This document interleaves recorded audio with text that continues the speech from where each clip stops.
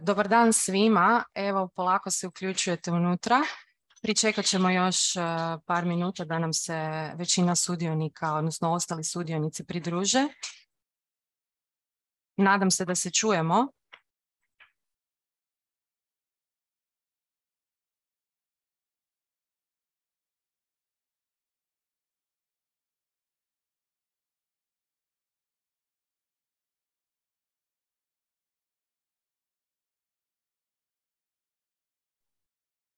Evo, lijepi pozdrav svima u ime Nacionalne kontakt točke za program LIFE pri Ministarstvu gospodarstva i održivog razvoja. Dobrodošli na infodan posvećen LIFE podprogramu Prijelaz na čistu energiju. Današnji webinar organizirali smo u suradnji sa Regionalnom energetskom agencijom za sjeverozapadnu Hrvatsku, REGEOM, koja ima značajno iskustvo u pripremi i provedbi EU projekata usmjerenih ka energetskoj tranziciji, uključujući upravo i LIFE projekte iz CET podprograma, odnosno podprograma Prijelaz na čistu energiju. Dozvolite mi da predstavim današnje predavače. U program LIFE uvešće nas Anita Keser, članica LIFE tima NCP točke, inače voditeljica odjela za EU programe. Pozdrav, Anita. Anita će nas uvesti u program LIFE umjesto najavljene Nikoline Petković-Gregorić, voditeljice službe za europske poslove, koja je nažalost morala na jedan hitan sastanak, pa nam se danas nije mogla uključiti. Nakon toga obratit će nam se Tihana Hrnjak, savjetnica za prijelaz na čistu energiju pri Nacionalnoj kontakt točki. Ona će nam prezentirati sam podprogram Prijelaz na čistu energiju i tematska područja tog podprograma u ovogodišnjem natječaju, dakle natječaju 2022. Nakon toga riječ dajemo gospodinu Velimiru Šegonu, zamjeniku ravnatelja REGE s iskustvom evaluatora u području sigurna, čista i učinkovita energija programa Obzor 2020, koji će predstaviti primjere uspješnih CET projekata agencije, kao i savjeti za uspješnu prijavu ove vrste projekata. Dobar dan, gospodine Šegon. Nakon ovih izlaganja slijedi nam vrijeme za pitanje i odgovore. Molimo vas da vaša pitanja postavljate kroz chat tijekom trajanja cijelog webinara, kako bi mogli odgovoriti na što više pitanja. Na vaša pitanja odgovarat će gospodin Šegon. Iskoristite ovu priliku da iz prve ruke dobijete praktične odgovore vezano za CET projekte. Ukoliko bude općenitijih pitanja vezanih za samo LIFE programsko područje, te odgovore ćete dobiti naknadno. Mi ćemo ih objaviti na našoj web stranici zajedno sa prezentacijama s današnjeg webinara. I samo još jedna informacija prije nego što krenemo. Današnji webinar se snima u svrhu informativnih aktivnosti Nacionalne kontakt točke, pa da znate i taj detalj. Evo, ja predlažem da krenemo s programom. Želim nam svima uspješan webinar i Anita, izvoli, dajem ti riječ, a i dajem ti da se uključiš mikrofonom. Evo, hvala Tena. Dobar dan svima i sa moje strane. Ja sam sad malo ad hoc uskočila s obzirom da je Nacionalna kontakt točka za program LIFE gospođa Nikolina Petković-Gregorić spriječena. Imam priliku vam dati par uvodnih riječi. Evo, zadovoljstvo mi vas je sve pozdraviti i vidjeti da ima zainteresiranih sudionika na ovom LIFE infodanu upravo za ovaj podprogram Prijelaz na čistu energiju ili Clean Energy Transition, takozvani CET skraćeno. Naglasila bih da se zaista zahvaljujem na suradnji REGEI, to jest Regionalnoj energetskoj agenciji, posebno zamjeniku ravnatelja gospodinu Šegonu, koji zasigurno ima puno savjeta za sve nas danas. Sami cilj današnjeg infodana je upravo da pružimo podršku svima pri prijavi, znači samih projekata na CET natječaj u okviru LIFE programa. Nadamo se da su neke već projektne ideje blizu finalne faze, da su neke možda u začetku, tko god stoji u kojoj fazi. Evo, neki možda će se prijavljivati na ovaj natječaj, neki će pokušati svoju sreću i možda sljedeće godine. O samom programu LIFE rekla bih par riječi. To je program koji je ove godine proslavio 30 godina svoga postojanja.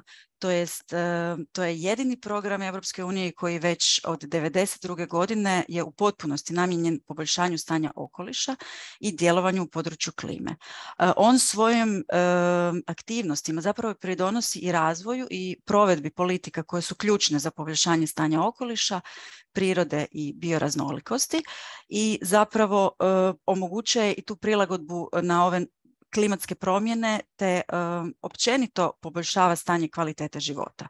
Ono što je veliki novitet u ovih 30 godina LIFE-a je to da je prijelaz na čistu energiju integriran iz dosadašnjeg Obzor, to jest Horizon programa u program LIFE. To je novitet i za nacionalnu kontakt točku, ali vjerujem i za sve potencijalne prijavitelje vas koji ste možda već pokušavali prijaviti i nove koji zapravo susreću se sada, a možda su već čuli da je na neki način taj prijelaz na čistu energiju bio do sada u Horizonu. Inače, program LIFE je tijekom svih ovih 30 godina pokazao zaista svoju uspješnost poboljšanjem stanja i sada je zapravo vrijeme da na nekim temeljima Europskog zelenog plana on još pripomogne na neki način uz sva moguća financijska sredstva Europske unije, preobraziti tu EU u jedno prosperitetno društvo sa resursno učinkovitim, konkurentnim i klimatski neutralnim gospodarstvom na način da se izgrade kapaciteti, da se potiče ulaganje i podupiru provedbe politika usmjerenih na energetsku učinkovitost i obnovljive izvore energije. Program LIFE kao takav namijenjen je svim ključnim dionicima, javnim tijelima, tijelima državne uprave, jedinicama lokalne i regionalne samouprave, NGO-ovima, proračunskim i izvanproračunskim korisnicima, ali i privatnim tvrtkama. I zapravo je cilj da svi nekako zajedno udruže snage i pridonesu poboljšanju stanja provođenjem konkretnih mjera i konkretnih akcija na terenu. Što se tiče financijske omotnice za programsko razdoblje 2021-2027, program LIFE, ta financijska omotnica iznosi 5 milijardi 432 milijuna eura, od čega je 997 milijuna eura na raspolaganju upravo za projekte za podprogram prijelaz na čistu energiju. Ono što sam ja vama još samo htjela napomenuti da nacionalna kontakt točka za program LIFE djeluje unutar Ministarstva gospodarstva i održivog razvoja u službi za europske poslove i zapravo je njezina uloga pružanje informacija o samom LIFE programu, o općim uvjetima programa, uvjetima natječaja, mogućnostima prijave kao i zapravo savjetovanje koje je neophodno možda ponekad kako bi se što uspješnije prijavio projekt. Nacionalna kontakt točka također prati i provedbu LIFE projekata kao i projektne rezultate te zapravo integraciju samih tih projektnih rezultata u politike. Za sva pitanja uvijek nam se možete obratiti putem maila, telefona, obrazaca sa naše LIFE program Hrvatska web stranice i evo, nadam se da ćemo imati prilike još uvijek čuti se telefonski možda i da ćete se odvažiti prijaviti projekt ove godine ukoliko je već sve finalizirano ili ukoliko vam treba evo još taj mali touch koji će vam gospodin Šegon dati za vrijeme kasnijeg njegovog savjetovanja. Evo ga, to je za sad to. Ukratko, hvala vam na pažnji. Hvala Anita. Ja bi onda predložila da krenemo dalje. Tihana Hrnjak, savjetnica za prijelaz na čistu energiju. Tihana, slobodno podijeli svoju prezentaciju.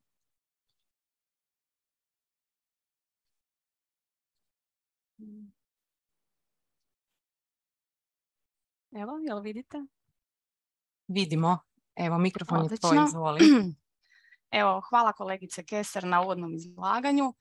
Dragi sudionici Infodana Clean Energy Transition, želim vam dobar dan.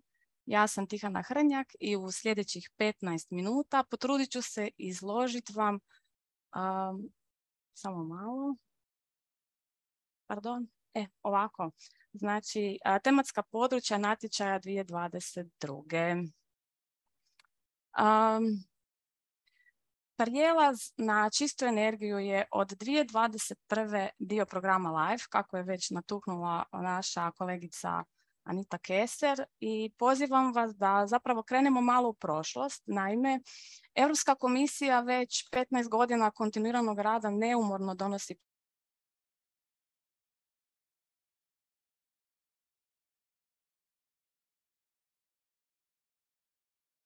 ali i obnovljive izvore energije, ideje o klimatski neutralnom gospodarstvu i slične pametne i temeljene na učinku politike. Još od programa Inteligentna energija za Europu za razdoblje od 2003. do 2013. pa prema dobro poznatom obzoru, čiji projekti danas traju i provode se diljem Europe. Ovaj podprogram nastojati će olakšati tranziciju prema energetski učinkovitom gospodarstvu koje je klimatski neutralno i otporno na klimatske promjene, a temelji se na obnovljivoj energiji. Samo malo. Kada pričamo o tim aktivnostima koje će se provoditi, spominju se takozvane Coordination and Support Actions. To su zapravo djelovanja koordinacije i potpore, kako smo ih preveli, koje će se događati u cijeloj Europi, a usmjerena su na rušenje tržišnih prepreka.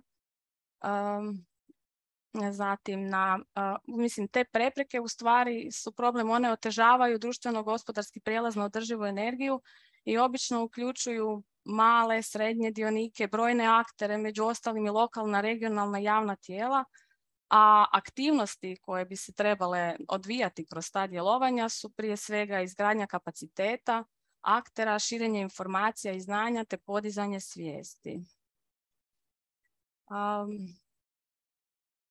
Evo, ja ću sada prebaciti na sljedeći slajd. Kad pričamo o područjima, pod programom područjima intervencije u sklopu ove godine, pod programom Prijelaz na čistu energiju financirat će se aktivnosti koje odgovaraju na specifične teme. One su utvrđene u godišnjim pozivima za podnošenje prijedloga, a temelje se upravo na ovim navedenim točkama.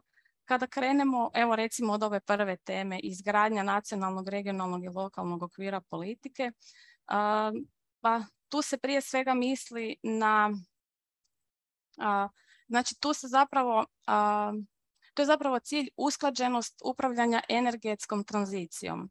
I naravno ne želimo da nam se energetska tranzicija samo događa, da smo mi nekakav sporedni akter. Stoga je znači naglasak na toj usklađenosti upravljanja energetskom tranzicijom i to na različitim razinama.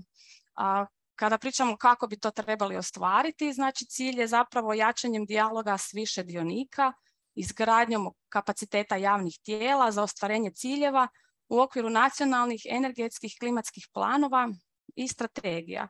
Ja sam za vas pripremila jednu ovako veću tablicu u kojoj sam vam zapravo složila ta područja. Pa evo recimo kada sad pričamo o ovoj izgradnji nacionalnog, regionalnog i lokalnog okvira politike, nije loše da si malo pogledate.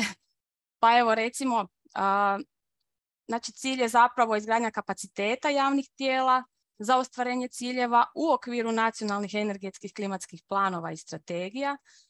Podupire se razvoj učinkovite provedbe politike čiste energije, a uključuju provedbu relevantnog zakonodavstva Unije zajedno sa potrošačima energije. Evo, ako se sad vratimo nazad na sljedeće područje intervencije, to bi bilo ubrzavanje uvođenja tehnologije, digitalizacije, novih usluga i poslovnih modela, te poboljšanje stručnih vještina. Pa u ovom području naglasak je na pružanju potpora, dekarbonizaciji zgrada. Znači to vam je sad ova drugi dio tablice. Znači naglasak je na pružanje potpora dekarbonizaciji zgrada, industrije i tercijarnih sektora, poticanjem prihvaćanja inovativnih rješenja, među ostalim digitalizacije, kružnog dizajna, a sve u skladu s klimatskom neutralnošću. Naravno, cilj je ubrzavanje prijelaza na čistu energiju upravo omogućavanjem razvoja novih usluga s dodanom vrijednošću i inovativnih poslovnih modela koje je potrebno popratiti mjerama za uklanjanje tržišnih prepreka, ali i podrškom razvoju i uvođenju novih vještina. Evo, kod treće teme, privlačenje privatnog financiranja za održivu energiju, kad pričamo o ovom području, cilj je zapravo povećati ulaganja u održivu energiju. Naravno, uvijek je problematično kad pričamo o javnom novcu i o investiranju u privatne kompanije, odnosno u privatni sektor, ali ovdje je zapravo naglasak na omogućavanje različitih kapitalnih tokova i to učinkovitom uporabom javnih sredstava, između ostalog razvojem inovativnih mehanizama financiranja, ali i pojednostavljenja procesa za ulagače i izgradnju kapaciteta i omogućavanje dijaloga. U ovom području aktivnosti bi trebale pridonijeti i politici i zakonodavstvu Europske unije u području održivog financiranja. Sada idemo prema četvrtom i vidim da mi smeta, ne znam da li vi možete sebi posložiti ove videe da vidite cijelu tablicu, ali evo četvrto područje je potpora razvoju lokalnih i regionalnih investicijskih projekata. Temelji se na izgradnji kapaciteta lokalnih vlasti i privatnih ulagača, osobito zajedničkih ulagača u zajednici. Olakšavanjem dijaloga s financijskim sektorom s ciljem ostvarenja ulaganja u održivu energiju, među ostalom i kako bi se provela djelovanja koja doprinose pravednom društvu i pravednom prijelazu na čistu energiju u regijama Europske unije koje su najviše ovisne o fosilnim gorivima ili procesima s visokim emisijama ugljika. I to sve naravno promicanjem javne nabave radova, materijala i usluga s učinkovitom potrošnjom energije i resursa. Posljednje područje ovog natječaja je područje koje se bavi uključivanjem i osnaživanjem građana u prijelazu na čistu energiju. Ovdje je cilj pružiti podršku građanima u preuzimanju aktivnije uloge u prijelazu na čistu energiju, među ostalim i ciljana podrška kolektivnim djelovanjima, inicijativama koje vode građani i zajednica, te razvoju novih energetskih usluga i društvenih inovacija. Ojačavanje suradnje između lokalnih vlasti i inicijativa koje vode građani nije ni manje važna ovdje naravno podrška djelovanjima koja doprinose smanjenju energetskog siromaštva. Naravno, uvijek je cilj poticanje energetske pismenosti i održivog energetskog ponašanja građana, a posebno mlađih generacija. Evo, obzirom da s ciljem tih jednostavnih prikaza svih 5 područja i 18 tema, ovako izložene na jednom mjestu, vjerujem da daju jednu sliku kako to sve izgleda, kako su ta područja poslagana, jasno su definirane teme. Za većinu tema potrebno je složiti konzorcij od minimalno 3 partnera iz 3 različite prihvatljive zemlje. Stoga sam zbog jednostavnosti prikaza izdvojila upravo 6 tema na koje se mogu prijaviti minimalno 1 prijavitelj iz prihvatljive zemlje ili više njih. To su vam crvenim slovima sam obilježila te specifične pozive, pa ih možete kasnije pogledati. Što se tiče evo dalje, ja bi sada, budući da nemam dovoljno vremena da prođemo kroz sve teme, recimo mogla bi vam na primjeru evo izgradnje nacionalnog, regionalnog i lokalnog okvira politike čisto ukratko da vidite kako određene teme odgovaraju na prepreke i probleme. Možda ispričati kako je upravo cilj ovoj temi izgradnja nacionalnog, regionalnog i lokalnog okvira zapravo omogućiti lokalnim i regionalnim vlastima potrebne kapacitete za izradu i provedbu planova i strategija. I evo, to bi bilo to. A ja, što se tiče ovih područja, ja vas pozivam naravno sve vas, sve zainteresirane da na stranicama agencije CINEA potražite info sessione koji govore pojedinačno o svakoj temi za dodatne informacije, jer stvarno jako su iscrpne. A sada bi vam voljela ispričati malo o općenito o natječaju. Samo malo. Znači ja sam na jednoj stranici ovdje stavila ovako neke osnovne stvari. Vjerujem da ih većina vas već zna. Znači na desnoj strani je naslovna stranica dokumenta koji je većini poznat. Dio ga je prelistavao, jedan dio ga je, sigurna sam, i pomno iščitao. Bez njega se ne može. Evo, radi se naravno o dokumentu javnog poziva na dostavu projektnih prijedloga. Ne brinite, u sklopu informativnog dijela ove prezentacije uz poveznicu za ovaj dokument stavila sam još par poveznica koje bi vam mogle biti korisne. Znači, ovaj natječaj se zapravo temelji na 18 tema u 5 područja. Na raspolaganju je 98 milijuna eura. Natječaju se bliži rok za predaju projektnih prijedloga i to 16. studenog. Požurite, nemojte čekati. Zadnje sate ipak se radi i o nemaloj svoti, a sufinanciranje je 95%. Prijave se podnose online putem portala Funding and Tenders Opportunities. Evo, ja sam malo požurila. Naravno, sve potrebne informacije i podršku možete pronaći na web stranici Europske izvršne agencije za klimu, infrastrukturu i okoliš. To bi bila CINEA, European Climate Infrastructure and Environment Executive Agency. A kako bi vam potraga za ključnim informacijama bila što jednostavnija, slobodno se okoristite poveznicama na desnoj strani. To je poveznica za podršku prijaviteljima. Posebno sam odvojila Funder and Tenders portal za temu CETA. Stavila sam vam još par manuala i portal za početnike i tako vidjet ćete zgodnih par dokumenata. I naravno, evo, ja bih htjela iskoristiti ovu priliku da vam ispričam malo i o nacionalnoj kontakt točki, jer i unutar Hrvatske imate naravno podršku za program LIFE i naravno posebno CET. To smo mi, Hrvatska nacionalna kontakt točka. Rado ćemo odgovoriti na sva vaša pitanja, upite i potrebu za pojašnjenje bilo čega.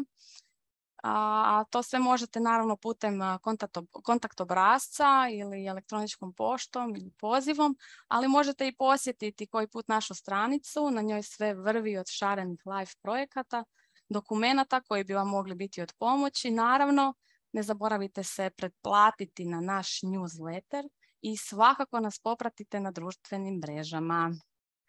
Evo, ja sam pri kraju. Evo, hvala vam i to bi bilo to. Nadam se da sam bar malo uvela nas u temu prelaza na čistu energiju i evo, hvala sudionicima, hvala svima. Dženja. Hvala Tihana na tvom izlaganju. Evo, možemo ići dalje. Gospodine Šegon, ako ste spremni, dajem vam mikrofon i slobodno podijelite svoju prvu prezentaciju. Hvala lijepa. Evo, mislim da sam spreman.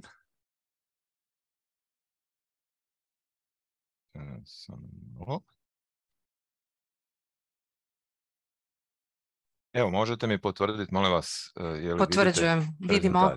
Evo, hvala lijepa.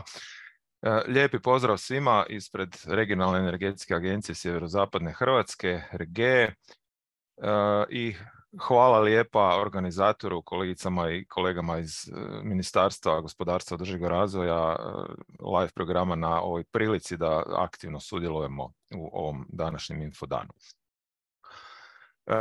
Održat ću dvije prezentacije. U prvoj ću prikazati ukratko jedan naš tek započeti live projekt koji se skraćeno zove InPlan, s naglaskom na to kako smo mi pisali, prijavljivali projekt, mi smo koordinatori ovog projekta, a u drugoj prezentaciji ću podijeliti neka iskustva kao evaluatora iz programa Obzor 2020 sa tips and tricks kako prijavljivati projekte. Za početak dozvolite mi vrlo kratki uvod o nama. Dakle, Regea osnovani smo 2008. godine. Osnivači su nam grad Zagreb i 3 županije, Karlovačka, Krapinsko-zagorska i Zagrebačka. Osnovani smo uz potporu Europske komisije iz već spomenutog programa Intelligent Energy Europe, odnosno Inteligentna energija za Europu, koji je bio preteča programa Horizon 2020, a koji je preteča ovom programu LIFE-SET.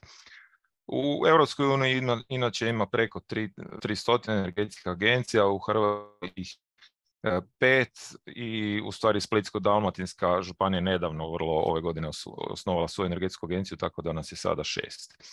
Osnovna uloga svake energetske agencije, pa tako i naše, je poticanje, podrška osnivača, županija, gradova, općina na ovom našem području u ostvarenju konkretnih investicija u energetsku tranziciju. Dakle, govorimo o energetskoj obnovi zgrada, javne rasvjete, korištenju obnovljivih izvora kao što su sunčane elektrane, kotlovi na biomasu, dizalice topline, ali isto tako uključujemo se sve više u promet u dijelu koji se tiče energetske učinkovitosti i obnovljivih izvora.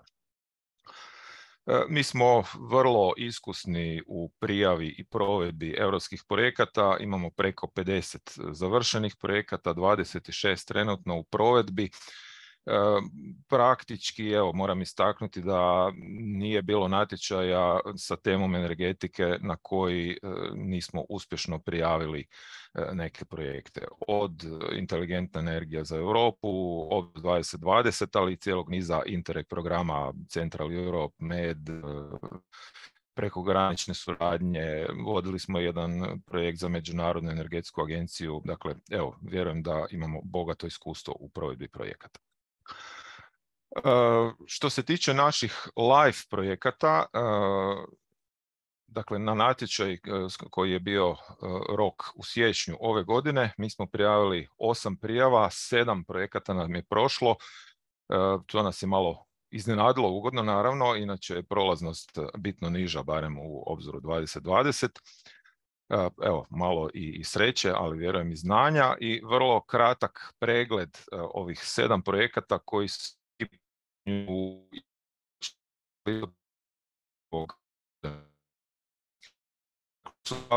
na temu energetskih zgrada, projekt Connect Heat, poticanje energetskih zajednica sa fokusom na rashladne energije po uzoru na Austriju, gdje ima dosta sličnih projekata gdje se građani udruže, investiraju u toplane na biomasu i prodaju toplinu. Dakle, želimo to replicirati što više u Hrvatskoj. Sljedeći projekt Loop, također energetske zajednice, naglasak je proizvodnja električne energije, prvenstveno iz sunčanih elektrana. Tu smo osim Regee partneri na projektu i grad Zagreb te Zelena energetska zadruga. Dakle, pilot projekti će nam biti prvenstveno na području grada Zagreba. Sljedeći projekt Renovert je na temu energetskog siromaštva, dakle kako ublažiti, kako eliminirati dijelom energetsko siromaštvo, pomoći građanima u tom dijelu. Nakon toga imamo projekt pod nazivom NETS Platform koji se tiče energetskog planiranja, nacionalnih energetskih klimatskih programa, gdje Ministarstvo gospodarstva ćemo pružati potporu u budućem planiranju sljedećeg nacionalnog energetskog klimatskog plana.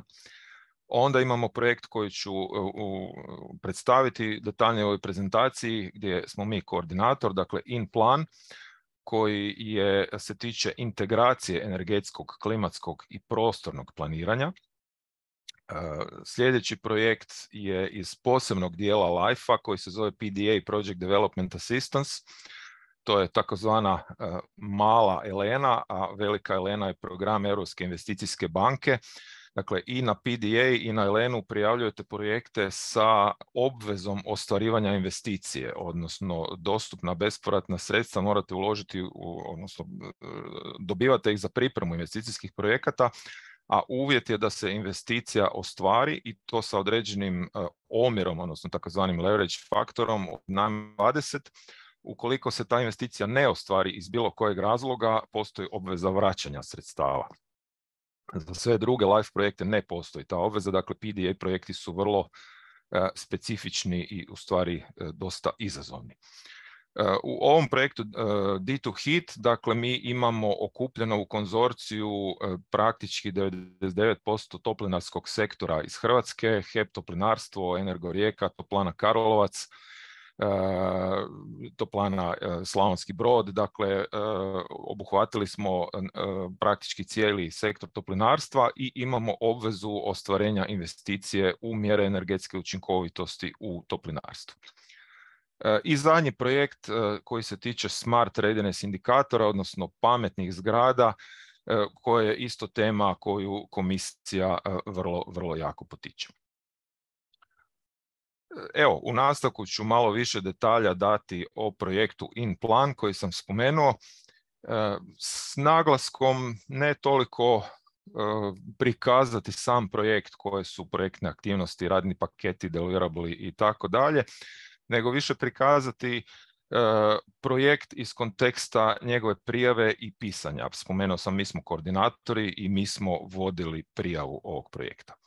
Dakle, osnovna stvar koju morate napraviti, i to ne jednom nego više puta, 3, 4, 5, što više, dobro pročitati poziv, proučiti što se traži, jer je poziv osnova za ocjenjivanje projekta. Dakle, poziv definira Europska komisija, kroz poziv su utvrđeni problemi, izazovi koji se žele riješiti sa projektima i vaš se projekt naravno mora uklopiti u poziv. Poziv na koji je InPlan prijavljen, dakle, evo, tu je osnovni cilj tog poziva, znači tehnička pomoć energetskoj tranziciji, odnosno planiranju energetske tranzicije i strateškim dokumentima, prvenstveno s naglasak na lokalnu, regionalnu samoupravu. Evo, da sad ne čitam, kopirao sam tekst iz poziva na engleskom, čisto da vidite, ali ponavljam, poziv je osnova za uspješnu prijavu projekta. Osim općenitog cilja, u pozivu je vrlo konkretno definiran traženi obuhvat, dakle scope. Ovdje su dani buleti iz tog poziva, u svakom pozivu su takve predviđene aktivnosti i u biti ovo gdje piše actions should, pa tako dalje, morate čitati kao actions must, jer je to should ono što u projektu morate imati ako želite da bude dobro, odnosno pozitivno ocijenjen. Dakle, poziv na koji smo mi prijavili InPlan je imao cijeli niz zahtjeva, što se sve tražilo, ali srž je ta tehnička stručna potpora jedinicama lokalne, regionalne samouprave u kvalitetnijem procesu planiranja, integraciji planiranja, većoj ambicioznosti u dugoročnim planovima za čistu energiju, odnosno energetsku tranziciju, podrška gradova, općina, dakle u tehničkom, stručnom smislu, holistički integrirani planovi. Znači sve ovo što, ponavljam, što piše actions should, to bi trebalo na neki način biti uključeno u vaš projekt. Poziv je naravno malo više, da tako kažem, generalnog karaktera, znači komisija definira izazove za cijelo područje Europske unije, a zadaća svakog prijavitelja, odnosno koordinatora, je prepoznati probleme na terenu, one probleme koji se uklapaju u taj poziv, u probleme koje je komisija definirala i uobličiti projekt uz te uvjete, zahtjeve. Dakle, u tom smislu ono što smo mi uočili gledajući naše područje, Grad Zagreb i naše 3 županije, dakle problemi vezani uz energetsko planiranje su ovdje navedeni, nedostatak kapaciteta, provedbe planova. Planovi se donose, naravno pitanje je kako će se oni provoditi, nedostatak izravnih veza između planova i financiranja, postupak donošenja budžeta je poznat, odnosno proračun se usvaja tipično u prosincu ili krajem studenog, a planovi se najčešće do sad, barem su se odvojeno od toga donosili i nije postojala dovoljno jaka veza između energetskih planova i proračuna konkretnog. To naravno onda onemogućuje ostvarivanje tog plana jer nemate sredstva za te aktivnosti. Nedostatak resornog, odnosno resorni pristup procesima, znači svaki resor ima svoj nekakav plan, oni nisu integrirani, nedostatak tog integriranja je svakako problem i nedostatak horizontalne, vertikalne integracije planskih strateških dokumenata. Dakle, kad smo proučili poziv, kad smo identificirali konkretne probleme na terenu, odredili smo ciljeve našeg projekta u skladu s pozivom, u skladu sa problemima. Oni su ovdje navedeni, dakle, razviti, testirati, implementirati metodologiju integriranog planiranja energetskog, klimatskog, prostornog, ojačati kapacitete lokalne i regionalne samouprave, razviti, provesti treninge, provesti sustavnu kampanju informiranja i osigurati dugoročnu održivost pristupa, odnosno cijelog projekta. Ova dugoročna održivost je inače u live natječajima, barem u svima onima na koje smo se mi prijavljivali, uvjet, odnosno obvezni radni paket mora biti na temu sustainability-a. Moguće je da ima možda i nekih natječaja gdje to nije tako, ali ponavljam, u svim našim sadašnjim live prijavama je to propisano kao obvezno. U obzoru 2020 to nije bila obveza, dakle morali ste na neki način pokazati tu održivost, ali nije bilo obvezni radni paket, sad je to još stavljeno u veći fokus. Dakle, nakon što smo analizirali tekst natječaja, utvrdili probleme, razradili ciljeve, krenuli smo sa razradom konkretnog pristupa rješavanja tih problema. Taj pristup se naravno mora opisati u projektnoj prijavi u posebnom dijelu koji se tiče metodologije i ovdje vidite kako smo mi pristupili tom opisu. Dakle, dali smo dosta grafičkih, vizualnih prikaza, primjerice. Jedna od ključnih tema projekta integracija energetskog, klimatskog, prostornog planiranja.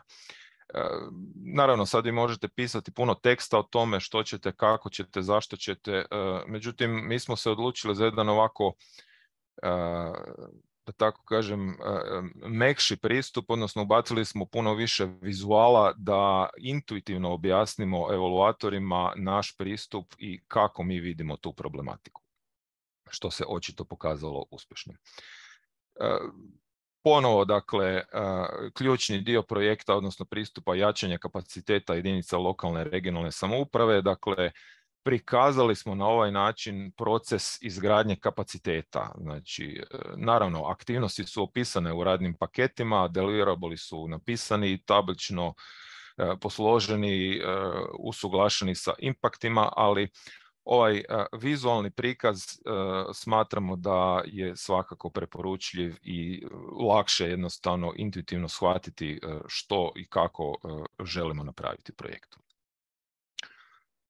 Treći ključni element projekta, odnosno pristupa, razvoj fleksibilne metodologije prilagođene lokalnom kontekstu. Dakle, mi u ovom projektu imamo partnere, osim nas iz Hrvatske, naravno iz Irske, iz Italije, iz Rumunjske, iz Švedske.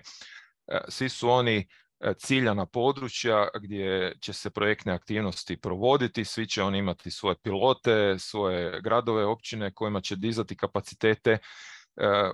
Ključ je u toj fleksibilnoj metodologiji, dakle nešto što vrijedi u Švedskoj ne mora nužno vrijediti u Hrvatskoj. Dakle, fleksibilan pristup je svakako preporučljiv.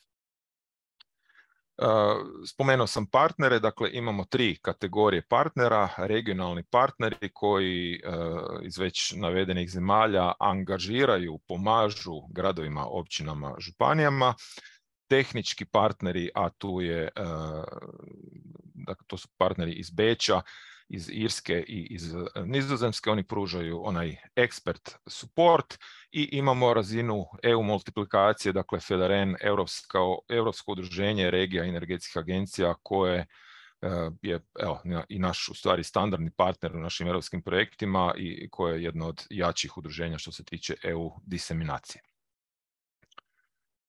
Uključeni dionici u naš projekt, dakle, podijelili smo gradove u nekoliko kategorija. Prva je takozvana lighthouse, odnosno svjetionički gradovi, da tako kažem. Dakle, to je 15 gradova s kojima surađujemo od početka i za koje znamo da su još i prije prijave bili zainteresirani i za koje znamo da će biti vrlo aktivni.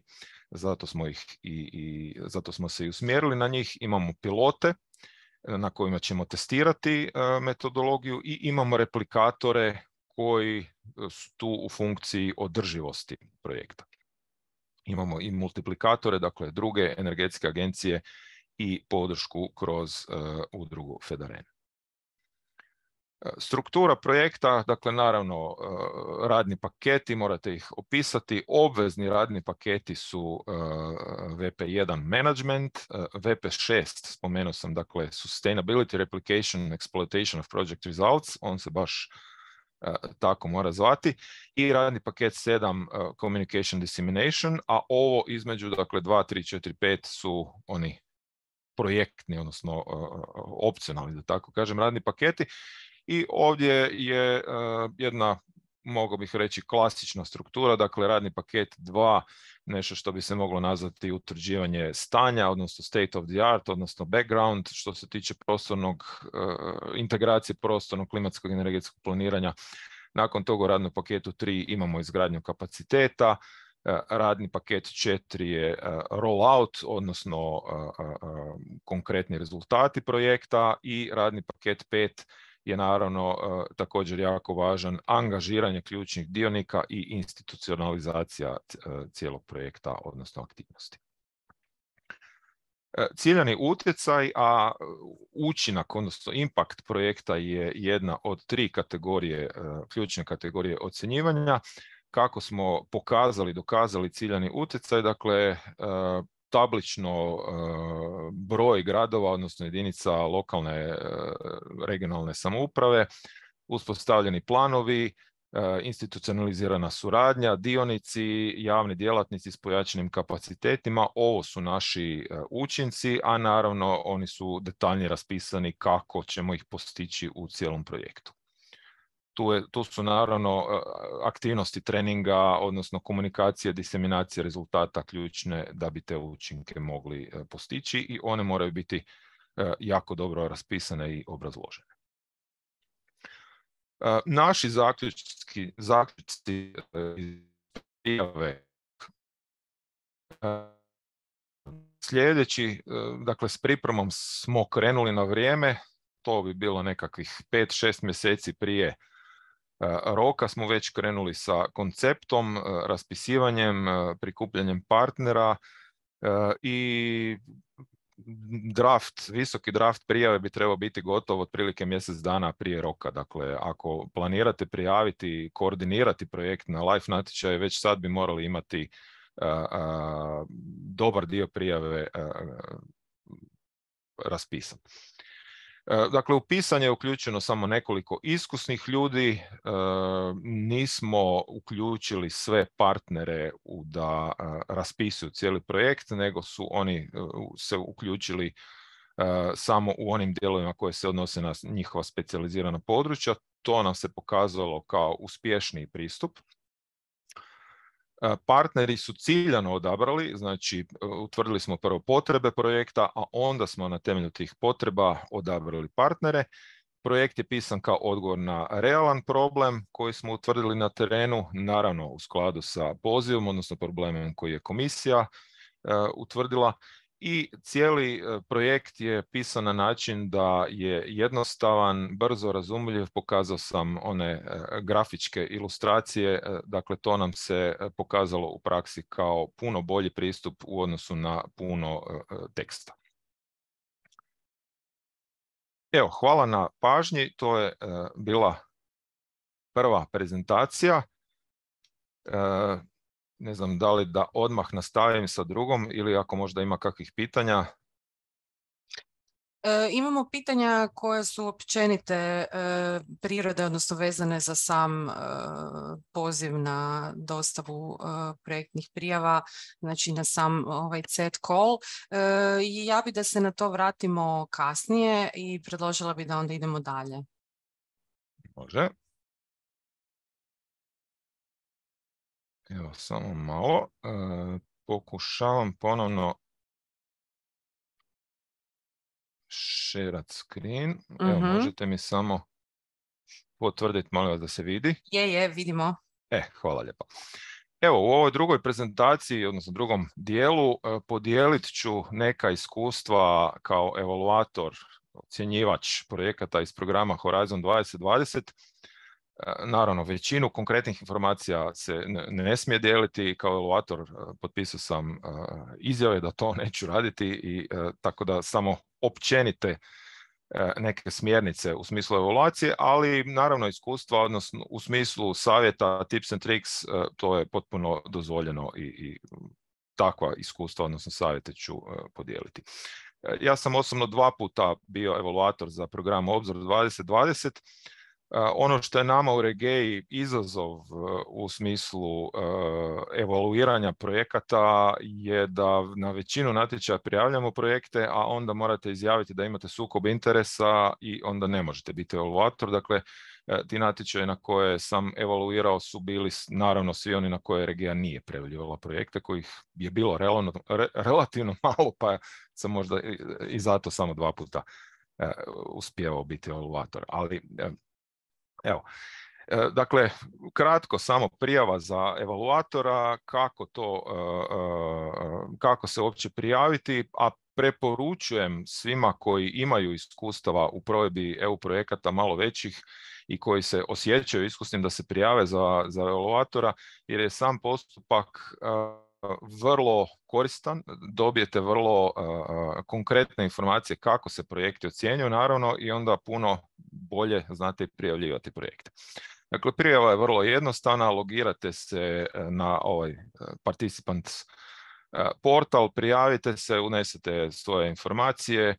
Životopis je ključan za odabir evaluatora, dakle morate pokazati, obrazložiti da imate iskustva i znanja za ocjenu europskih projekata, koje su vaše kompetencije i tako dalje. Kratki pregled cijelog procesa evaluacije, dakle od zaprimanja projekata, provedbe ovog prvog eligibility checka, odnosno provjere prihvatljivosti koje radi komisija, odnosno CINEA. Nakon toga evaluatori prvo svaki za sebe pišu izvještaj, odnosno ocjenu projekta, nakon čega je konsenzus sastanak. Prije COVID-a je to bilo u Briselu, ovo je slajd od tih uputa, sad je to većinom online, dakle može Brisel, može online, to sad naravno CINEA odlučuje, i nakon konsenzusa je jedan zajednički review, odnosno report svih projekata, usklađivanje tih ocjena. I na temelju toga je konačna ranking lista koji su projekti prošli i koji nisu. Tipično za svaki projekt 3 do 5 evaluatora, nas je bilo 5 u oba slučaja, dakle svaki prvo za sebe kod kuće ocjenjuje sve projekte, a nakon toga se u konsenzus grupi usklađuju ocjene, debatira i diskutira o zaključnoj ocjeni. Ovo inače po mom nekom iskustvu i saznanjima najtransparentniji evaluacijski proces, dakle komisija, moram to istaknuti, odnosno CINEA, ja nisam doživio niti jednom da je bilo kakav pokušaj utjecaja bio i vrlo stručno, profesionalno cijeli taj proces teče. Sama evaluacija u praksi, dakle od početka programa Horizon Obzor 2020 su nova pravila uvedena u odnosu na prijašnji program Inteligentna energija za Europu, dakle nema pregovora, što još uvijek vrijedi za neke druge programe, primjerice Interregove. Dakle, ocjene evaluatora su konačne, moguće su određene kozmetičke izmjene, u projektu, ali projektne aktivnosti, budžet i sve ostalo je konačno. I samim time je taj postupak evaluacije iznimno brz, dakle za manje od 6 mjeseci. Evo ove naše nove live projekte koje sam spomenuo, mi smo za 4,5 mjeseca dobili ocjenu i oni su, dakle siječanj je bio rok za prijavu, nakon toga je još 3 mjeseca tipično bilo ugovaranje i evo oni su sad 10. 11. mjesec počeli, znači nekakvih 9-10 mjeseci od prijave do ugovaranja za uspješno prijavljene projekte. Sadržaj same prijave je dan naravno u obrascima za prijavu. Ovo je sadržaj za prijašnji Horizon 2020 program. U novom Life CET programu je taj sadržaj projekata vrlo sličan. Dakle, umjesto ovog prvog dijela koji se prije zvao Excellence je sad tu Relevance, ali tu pišete ciljeve, pišete koncept, metodologiju projekta, nakon čega ide dio impact, odnosno učinci gdje obrazlažete rezultate koje ćete postići i nakon toga ide treći dio provedbe, odnosno implementation, znači struktura, radni paketi, rizici i kakav je konzorcij. Sva ova 3 dijela se ocjenjuju i morate dobiti minimalne ocjene da bi na svakom od njih prošli. Dakle, ocjene su od 0 do 5. Takve su barem bile ocjene za Obzor 2020. Nemam informaciju je li možda nešto mijenjano. Čuo sam da se neke ocjene sad do 15, ali dakle, se one daju po pola. Propisano je prelaska po svaka od kriterija za ocjenjivanje. Znači, savjeti iz prakse, iz konteksta evaluatora, a tu se naravno nadovezujem na ovaj naše iskustvo kao uspješnog koordinatora. Ponavljam, to je dobro ponoviti što više puta, dakle dobro poručiti tekst poziva. Poziv, odnosno tekst poziva je ono na temelju čega se projekti ocjenjuju. I svaki evaluator dobije takozvanu check listu koja mu pomaže da usporedi svaku prijavu sa tekstom poziva, da svaka prijava sadrži sve elemente koje su u pozivu navedeni. Ponovno, dakle, ostavite si dovoljno vremena za pisanje projekata, na vrijeme okupite ključne partnere, koristite pomoć koju imate na raspolaganju, nacionalne kontakt točke i ostali. Proučite opća pravila, financiranje, prihvatljivost partnera, pazite na obvezne aktivnosti i radne pakete. Spomenuo sam obvezni radni paket je sad po novom i onaj koji se tiče održivosti, odnosno sustainability-a, i treba dobro proučiti, razumjeti ciljane technical readiness level ako se projekt bavi time. To je u Horizonu bilo. U ovim live CET projektima gdje se mi prijavljamo, toga više nema. Dakle, ako idete na nekakav research development projekt, onda je to važna komponenta tog projekta. Primjer teksta poziva, ovo je poziv sa ovim rokom 16.11. Na ovaj poziv se mi konkretno prijavljamo i završavamo prijavu. Ono što sam rekao, dakle, tekst sadrži ciljeve, ali sadrži i vrlo konkretne aktivnosti koje se moraju adresirati. Ovaj proposals need to describe i tako dalje. Svi ovi buleti morate ih adresirati, uključiti u vaše projekte ako želite biti uspješni. Kratki osvrt na nešto što praksa pokazuje da zbunjuje dobar dio prijavitelja. Dakle, postoji razlika između termina diseminacija, eksploatacija, komunikacija. Diseminacija, što to znači, je dakle dijeljenje rezultata sa potencijalnim korisnicima, znači sa stručnjacima, sa industrijom, sa komercijalnim tvrtkama. Korištenje, odnosno exploitation, je korištenje tih rezultata projekta, znači ili javno ili u eventualno komercijalne svrhe. U tom slučaju onda morate to i naznačiti, naravno. I komunikacija je u stvari adresiranje šire publike, dakle šire javnosti. Znači, vaše komunikacijsko, diseminacijsko, eksploatacijske aktivnosti moraju biti Idealno bi bilo da su razdvojene na ove 3 kategorije i da jasno naznačite koje aktivnosti idu u koju kategoriju. Neke tipične greške u prijavama koje sam ja osobno susretao, dakle krojenje poziva prema ideji. Znači nije dobro ako vi imate nekakvu ideju i sad tražite, pokušavate tu svoju ideju prekrojiti tako da upadne u neki poziv. Vi morate proučiti poziv i prema pozivu krojiti ideju, a ne obratno. U određenom dijelu projekata su ciljevi, koncept, metodologija bili nejasno raspisani. Tu je onda ona već spomenuta preporuka ubaciti tablice, grafove, jedna slika nekad vrijedi i više od 1000 riječi. Dakle, što jasnije prikazati koji su vaši konkretni ciljevi, kako ćete ih provesti, koja vam je metodologija, kakav je radni plan, što lakše da evaluatori to shvate i pročitaju. Loš pravopis, gramatika, stil pisanja naravno odaje općenito nekakav loš dojam. Dosta puta se dešavalo da projekt ne obuhvaća sva područja, teme, zahtjeve navedene u tekstu natječaja. Ovdje su neki primjeri, ali to su oni buleti koje sam spomenuo i prikazao. Dakle, ako ne obuhvatite sve što se traži u natječaju, dobit ćete manji broj bodova.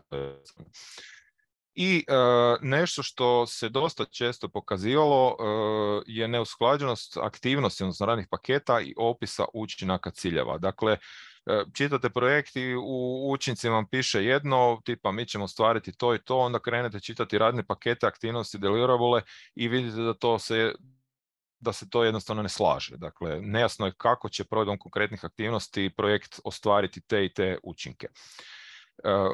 Preporuka u tom smislu je svakako tablični prikaz, dakle učinak, radni paket, povezani radni paket, povezana aktivnost, povezani deliverable, dakle ponovno što jasnije prikazati kako ćete vi svojim projektom, konkretnim aktivnostima doprinijeti pojedinom učinku, odnosno cilju.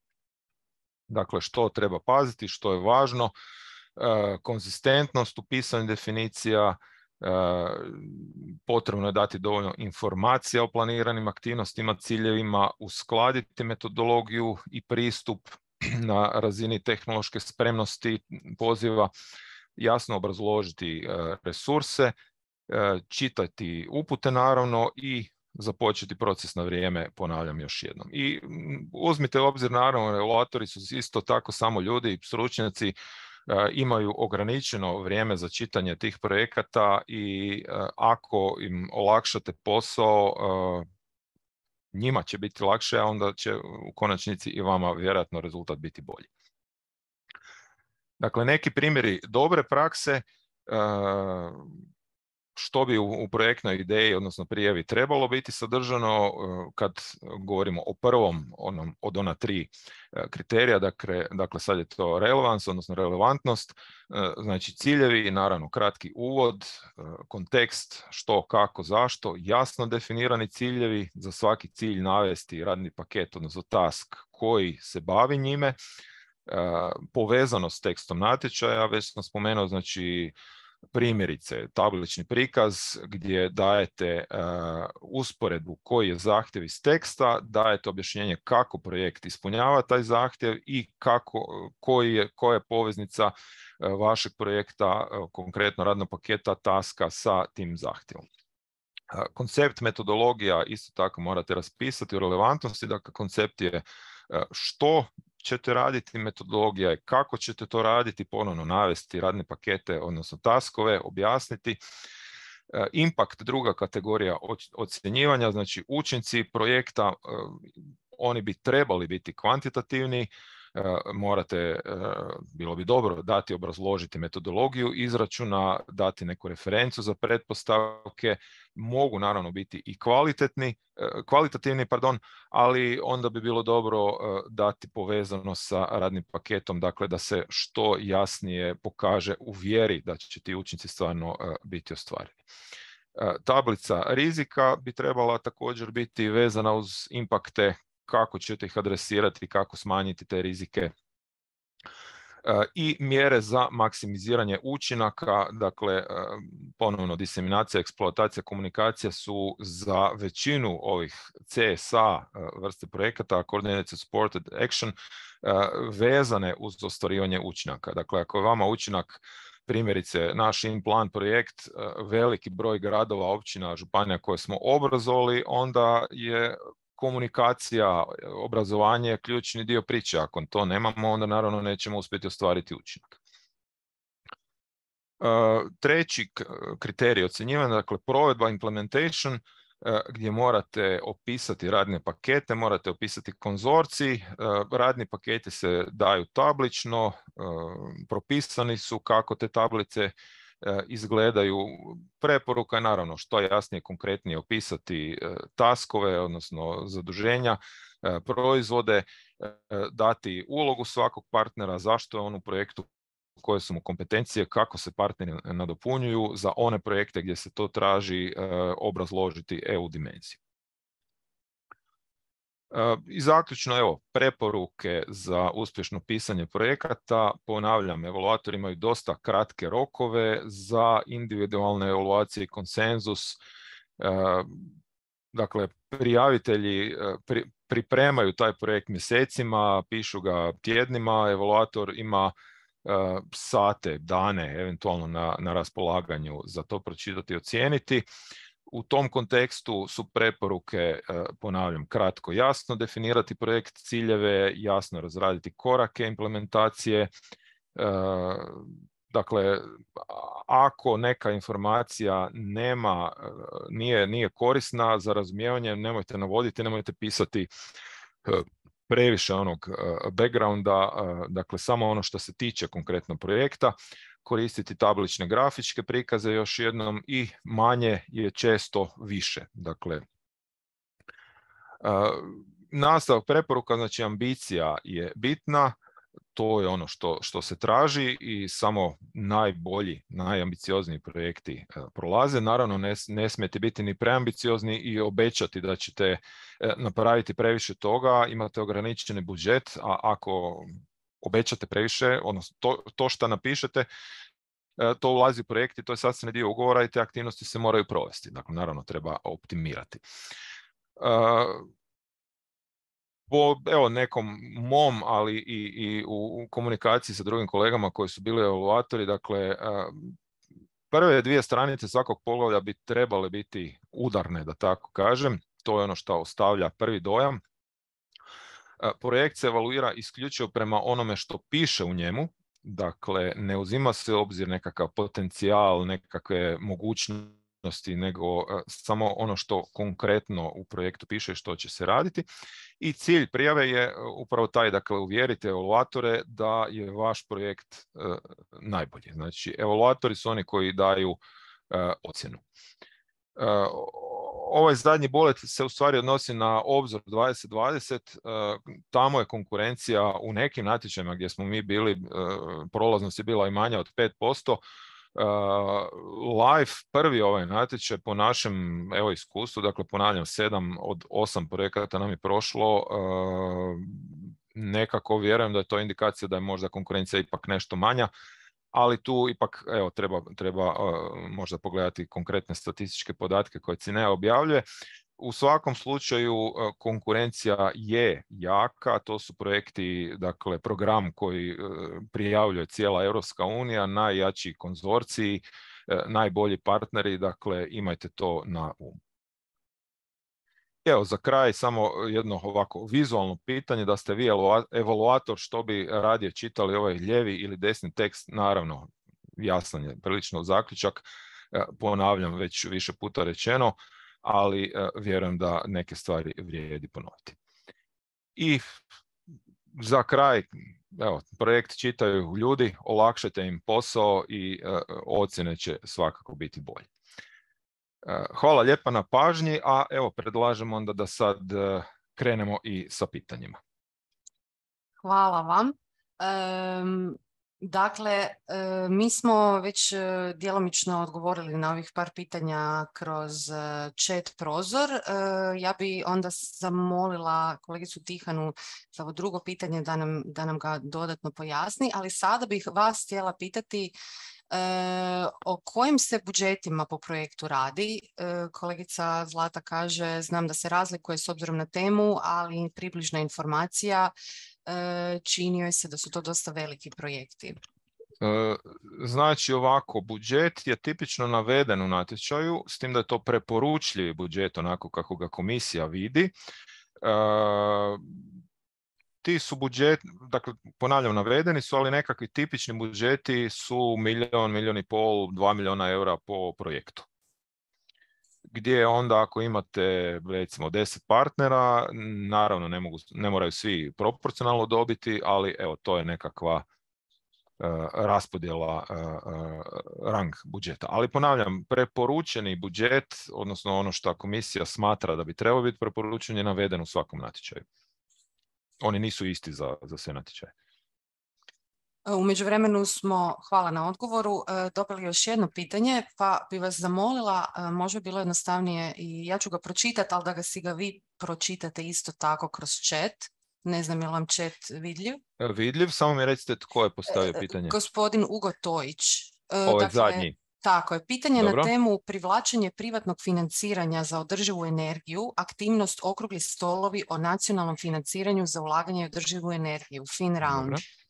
Na koji se način u slučaju da se odlučimo za navedene pokazatelje dokazuje ostvarenje pokazatelja broj dokumenata nacionalne politike proizašlih kao rezultat aktivnosti okruglih stolova i pokazatelja ulaganja u održivu energetsku obnovu pokrenuta projektom i dodatno mora li cjelokupna aktivnost imati međunarodni karakter, to jest EU dimenziju, na primjer na način da se rezultati projekta proizašli kroz aktivnost okruglih stolova na neki način moraju moći replicirati na međunarodnu razinu ili je dovoljno da rezultati imaju utjecaj na nacionalnoj razini. Evo, zahvaljujem kolega Tojić na pitanju. Znamo se, kolega Hugo i ja već duže vrijeme, pa ga i ovim putem pozdravljam. Mi inače imamo jedan projekt iz programa Obzor 2020 koji se zove SMAFIN, gdje je naša obveza upravo održavanje okruglih stolova za ključne dionike, gdje smo održali okrugle stolove na temu energetske učinkovitosti u zgradarstvu, korištenje obnovljivih izvora, a održat ćemo još jedan okrugli stol na temu prilagodbe klimatskim promjenama, gdje na te okrugle stolove zovemo naravno predstavnike javnog sektora, ministarstva, županija, gradova, općina, javnih ustanova, predstavnike znanstvenog, dakle znanstveno-istraživačkog sektora, ali industriju i financijski sektor. Banke su nužni sudionik takvih okruglih stolova. Na koji se način dokazuju konkretni pokazatelji? U principu to komunicirate sa project officerom iz CINEE. Konkretni pokazatelji, primjerice za okrugle stolove, su broj sudionika, nekakva rasprava, dakle takvi nekakvi pokazatelji. To se manje više zna kako se dokazuje. Ako je uživo, onda imate potpisnu listu fotografija, ako je virtualno, onda na neki. Konkretno pitanje, samo malo da ga još jednom. Broj dokumenata nacionalne politike proizašlih kao rezultat aktivnosti okruglih stolova.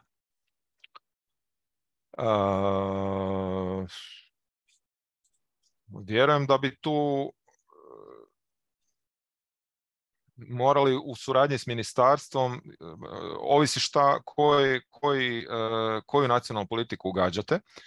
Ako je to tipa politika iz domene učinkovitosti u zgradarstvu, pa je onda Ministarstvo graditeljstva nadležno. Ako je to, ne znam, obnovljivi izvori, pa je Ministarstvo gospodarstva. Dakle, kontaktirati nadležno ministarstvo i na neki način vidjeti s njima kako im možete pomoći, kako doprinijeti tome i vjerujem da bi za ovo bilo nekakav pismo ne potpuno, nego pismo koje ministarstvo vam daje u smislu da izjavljuju da ste im kroz projekt pomogli i da su određeni dokumenti, da ste kroz projekt doprinijeli određenim dokumentima. Ali preporuka ako mislite prijavljivati projekt na ovu temu je već prije prijave, dakle kontaktirati ministarstva, kontaktirati one koje mislite gađati, dobiti naravno pismo preporuke, obavijestiti ih da to želite prijaviti prije nego što uopće prijavite, da ste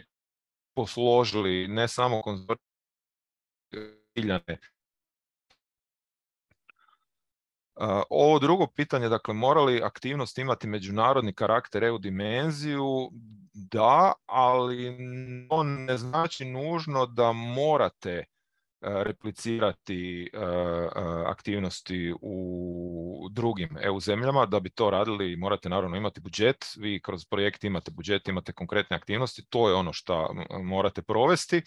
Ta EU replikacija se tipično dokazuje kroz impakte projekta. Dakle, imate partner, primjerice Federen sam spomenuo, koji je aktivan na europskoj razini i on će u projektu provesti ne znam, određeni broj radionica, treninga, nečega na europskoj razini i na taj način vi dokazujete taj nekakav impact u fazi evaluacije.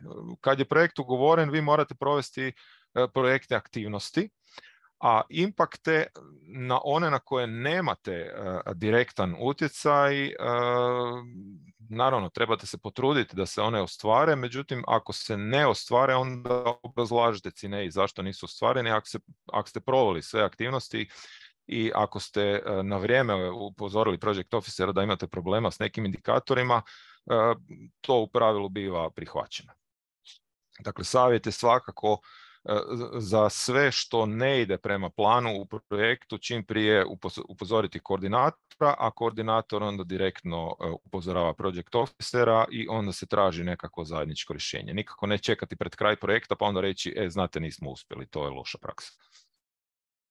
Evo, nadam se da sam barem dijelom odgovorio, a ako treba više detalja, evo, stojim na raspolaganju. Hvala vam. Evo, pa pozivam kolegu ako treba dodatnu nadopunu da nam javi, bilo u chat, bilo da se uključi, odnosno zatraži, pa ćemo mu dopustiti da se uključi mikrofonom.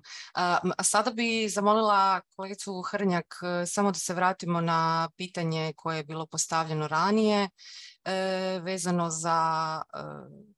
za partnerske konzorcije.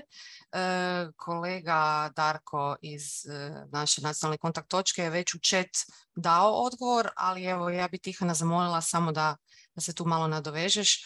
Naravno, gospodine Šegon, i vi ste dobrodošli se nadovezati ukoliko želite.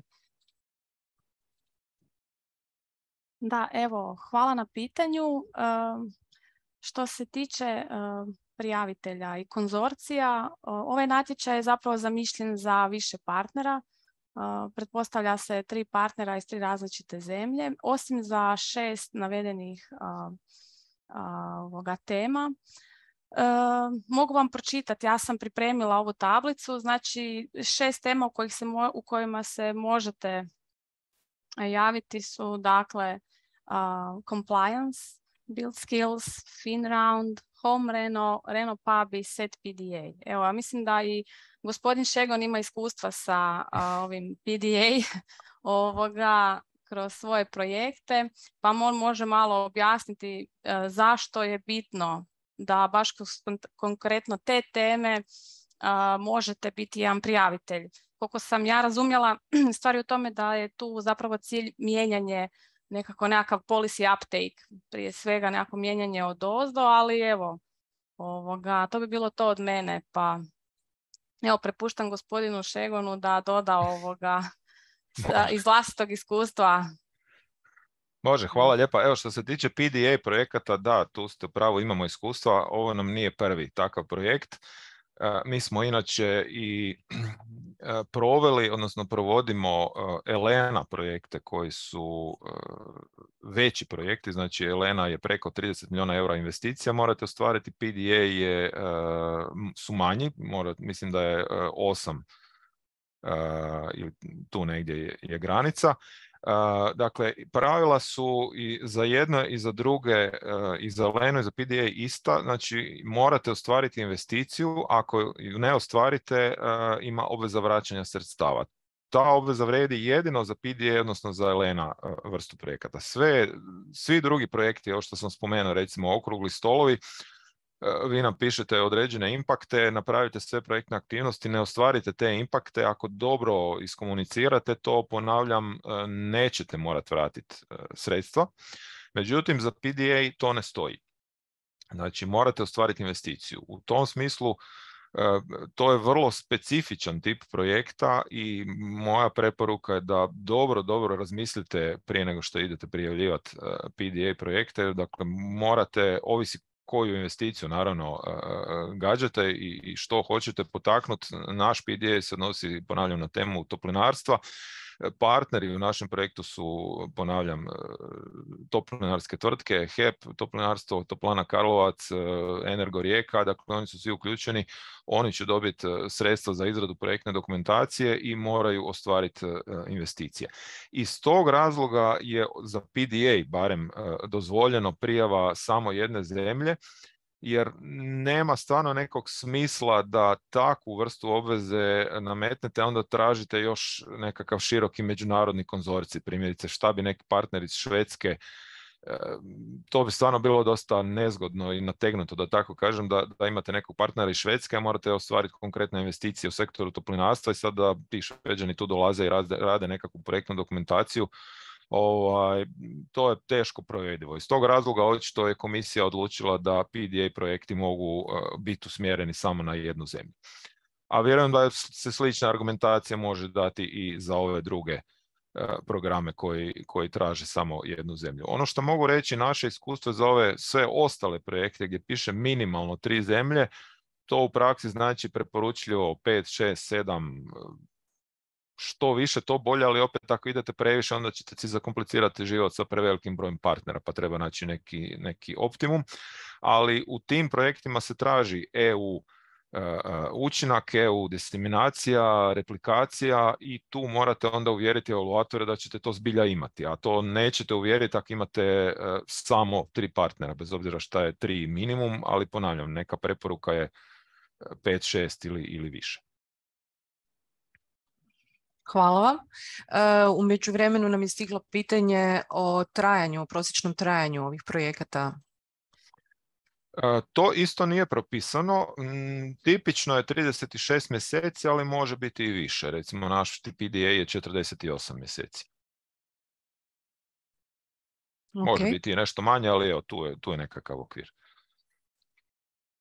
I čini mi se da imamo neka pitanja iz naše nacionalne kontakt točke za vas. Anita?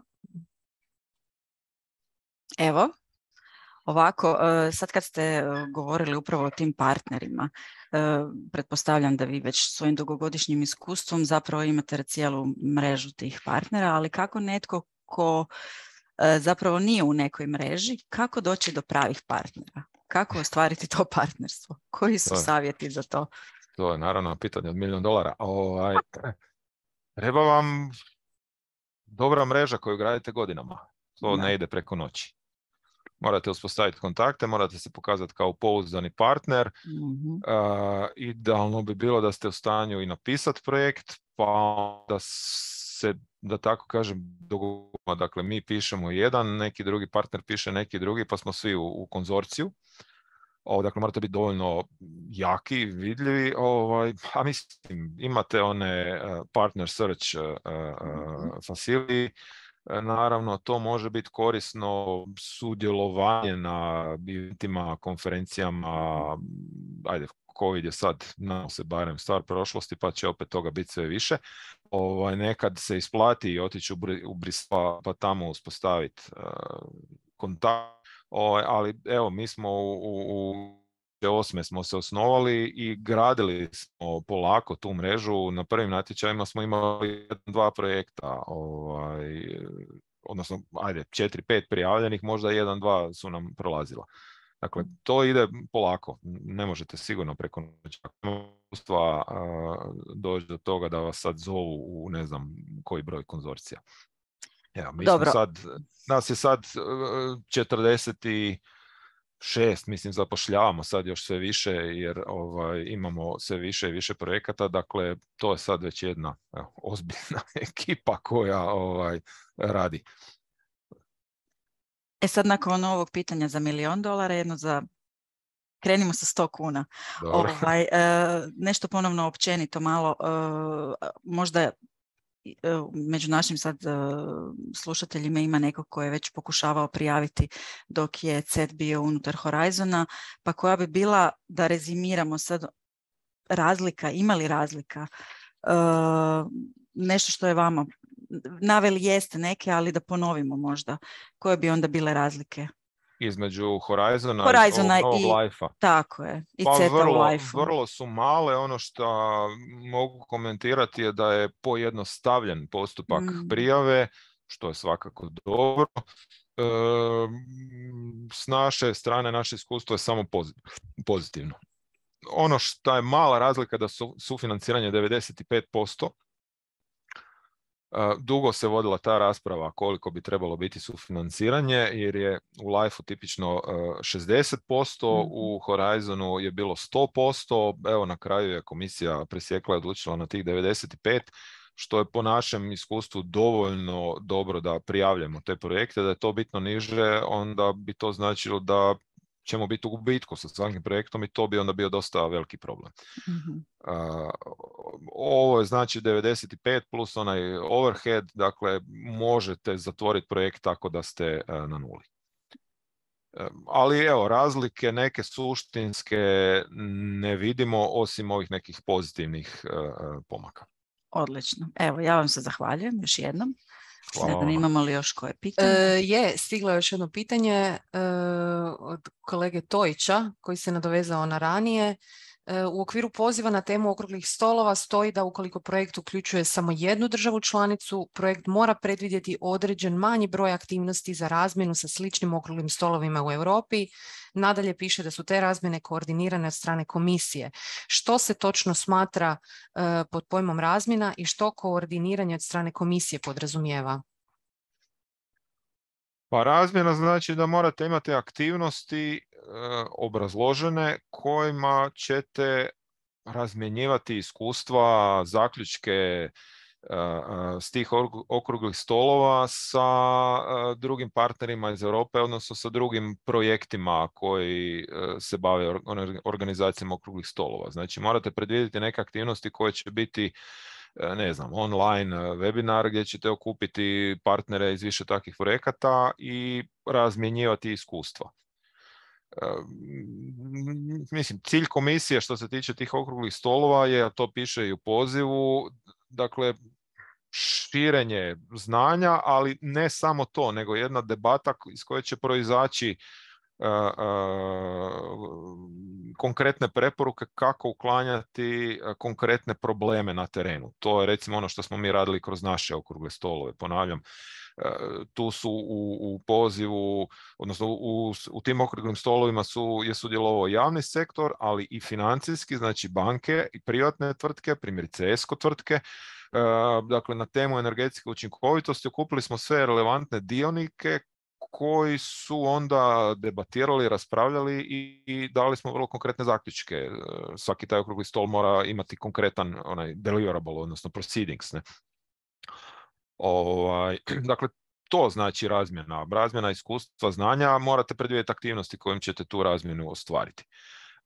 Što podrazumijeva koordiniranje od strane komisije? To znači da će vam project officer, a tako je recimo i nama, dosta paziti na to. Primjerice, pošaljete agendu za okrugli stol i onda vam project officer kaže molim vas uključite više dionika iz financijskog sektora, pa se onda moramo potruditi da se to desi. Dakle, neko naše iskustvo sa programima Inteligentna energija za Europu, pa Horizon, pa sad Life, a to je sve, nije baš ista agencija, ali slična, bio je onaj EACI, pa EASME, pa je sad CINEA, bila je INEA. Dakle, ti project officeri u odnosu na druge programe, Interreg i slične, su vrlo stručni i vrlo paze na to da ti projekti imaju konkretan učinak na terenu. Dakle, ne zanima ih nekakvi formalni deliverable gdje ćete eto vi sad odštrihati, da tako kažem. Svaki deliverable će vam pročitati, dobar dio njih vam neće odobriti iz prve, nego će vam dati komentare, molim, dopunite, popravite, više podataka i tako dalje. Zanimaju ih konkretni indikatori, odnosno učinci, jer to onda njih pitaju njihovi nadređeni i komisija da to obrazlože kako su ti projekti doprinijeli konkretnim indikatorima. Dakle, jedna vrlo uska suradnja, da tako kažem, između projekta i tih project officera. S našeg aspekta mogu reći da je to u stvari izuzetno dobro, jer oni nas forsiraju da radimo što bolje i kvalitetnije, a u konačnici je naravno to nama isto u interesu, jer onda radimo dobro za naše osnivače i gradove i općine s ovog područja. Kolegica Marta Matić se nadovezala i pitala je može li se prezentacija projekta na međunarodnim konferencijama smatrati takvim razmjenama po Europi? Može, svakako možete tu aktivnost staviti u projektnu prijavu. Ponavljam, vi morate u projektnoj prijavi uvjeriti evaluatora da ćete tim aktivnostima koje predlažete dovoljno dobro doprinijeti razmjeni. Tu sad diskrecijsko pravo evaluatora, ako imate 3 projekta, jedan ima, 10 konferencija, 5 okruglih stolova i tak dalje, drugi ima jednu neku malu konferenciju, jasno je koji će dobiti veći broj bodova. S druge strane, ne smijete staviti ni previše, jer ćete onda iscrpiti budžet pa nećete moći raditi druge stvari. Dakle, neko iskustvo i dobra mjera je nužno u takvim stvarima. Ja. Zahvaljujem. Evo, koliko vidim, pitanja više nema. Bili smo vremenski i možda možemo reći resursno učinkoviti danas. Ja ću dati Aniti sada odjavnu riječ. Evo, unmutana sam. Ništa, zaista bih se zahvalila ovoj konstruktivnoj suradnji sa gospodinom Šegonom, sa Regeom. Zahvaljujem na svemu rečenom, na svim ovim konkretnim savjetima i podstreku zapravo, evo, čuli smo da su u CINEA zaista stručni ljudi. Ujedno to je i neki dobar znak, jer onda i zaista ti projekti sa svojim konkretnim akcijama i mjerama pridonose svemu onome na čemu se temelji sam program LIFE. Evo, bilo mi je zadovoljstvo i nadam se da ćemo se uskoro nekom drugom prilikom ponovno susresti svi. A nada se pozivam sve ostale koji možda imaju dodatnih pitanja da nas slobodno kontaktiraju telefonom, mailom i svim mogućim našim sredstvima koje nudimo. Posjetite i našu LIFE program Hrvatska stranicu i evo, vidimo se nekom drugom prilikom. Hvala svima. Hvala vama. Lijepi pozdrav. Hvala lijepa. Evo, ja ću vas još jednom zahvaliti vam na pažnji, pozvati vas da se pretplatite na naš newsletter do kojeg možete doći preko naše web stranice. Također da nas pratite na Facebooku i LinkedInu. Još jednom ću vam se zahvaliti na pažnji i kao što je Anita rekla, vidimo se sljedećom prilikom. Lijepi pozdrav svima.